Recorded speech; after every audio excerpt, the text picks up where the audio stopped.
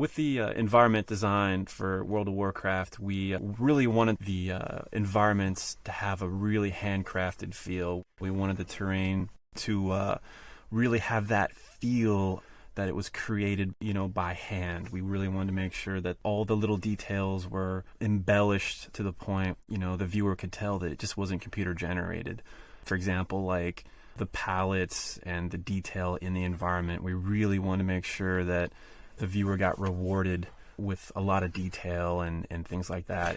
So we treated them just as key as the characters, as the monsters, and everything else. Absolutely. There's not any one element of our game that stands out too far above the rest. Is that we treated the environments, the tile sets, everything just as important as a character, as a weapon. Everything received that equal amount of just real handcrafted treatment. A lot of the artists, too, actually were hiking fanatics, and we have some people that are really outdoors type artists, and they really bring that to the table. They they talk about like North Carolina or Pennsylvania, and we spent a lot of time trying to figure out just visually what's the most interesting angles to approach things. We didn't just isolate out terrain and just think of a lot of high-res textures or high-res geometry for the terrain. We realized that it was just as crucial that the terrain marry with the lighting, with the fog. All of these elements were very important to pull together. And, just in layman's terms, we just pulled a lot of old school tricks to try to get across a lot more than what we're really doing technically, and keep all this under wraps where people could still afford to enjoy a nice frame rate and a beautiful vista all at the same time. We had a lot of beautiful color studies, which you'll see as we're talking about this. The game is about a game of trees. You have to have good trees in these kind of games. You stare at the terrain all the time, and we had some of the artists working on some of the trees. You'll notice that we have a really wide range of design for trees. We spent many years looking at the trees and studying them, and they're really like the glue that holds everything together.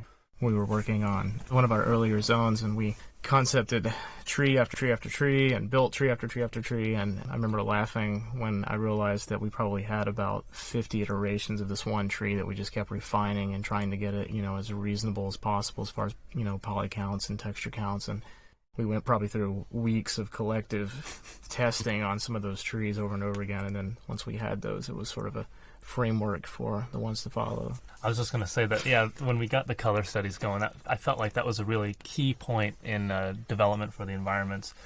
Once we started doing that, it impacted us, and it took us a while to ramp up. But the initial prep work it took to get these environments, it really paid off in the end. Everything married together so much better.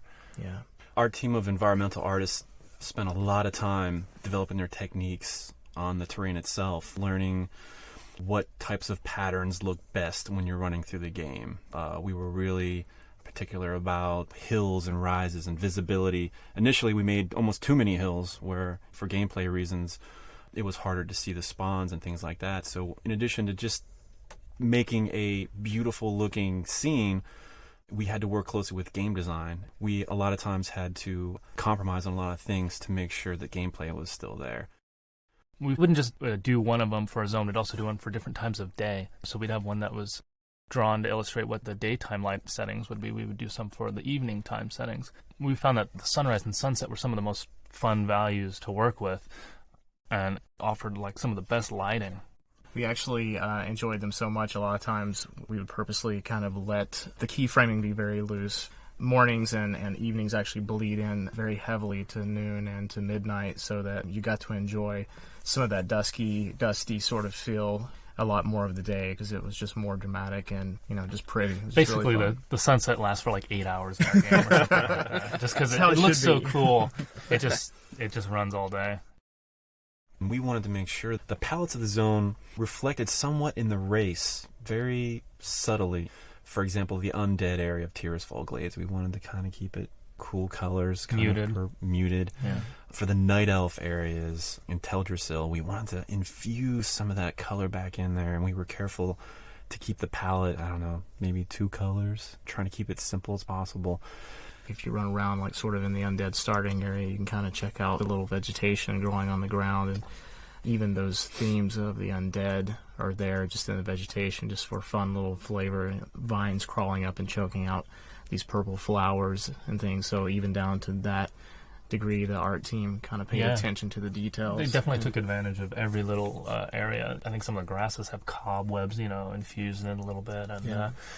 hopefully like a crate or a barrel in the undead starting area, it's going to look and have its own look and feel compared to a crate or a barrel in the human starting area. And everything from the pallets to, the wood having more cracks and broken nails and knife scratches in it or whatever. They definitely took it. All the artists definitely took advantage. If they got to paint a texture for it, they definitely used every pixel to represent the environment that this prop was going to be set into. So, I know, I totally agree. And I think one of the things that we strive for, too, is just the uniqueness of what we want to do. We want to make sure that the zones look as good as possible as far as, like, if you were to take a screenshot of our game and you see it in a magazine, it looks different. It has a certain look to it that you're not going to find easily. Working on a game of this scope and detail really pushed the art staff to really just think about what actually we're doing. It's so much different than the usual type of games we're used to making, that you're creating an entire world. You're creating the atmosphere and lighting and terrain and the look and feel. And sometimes it's really interesting. You'll be working on a piece of environment and you'll get stuck, and then you'll drive home and see the sunset or see some kind of imagery that inspires you. So, and then you go back to work the next day and you're like, oh, I saw this, the sunset yesterday, and it totally changed what we should do.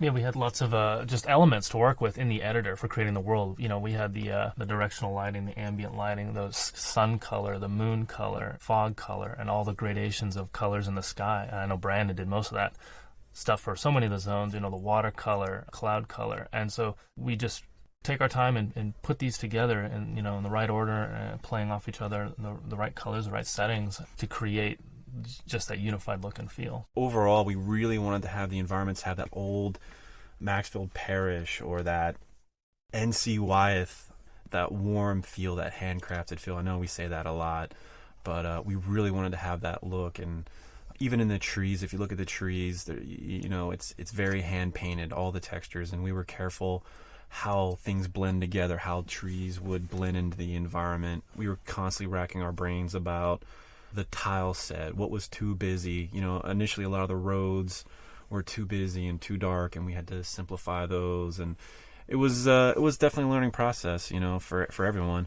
But kudos to the team, though.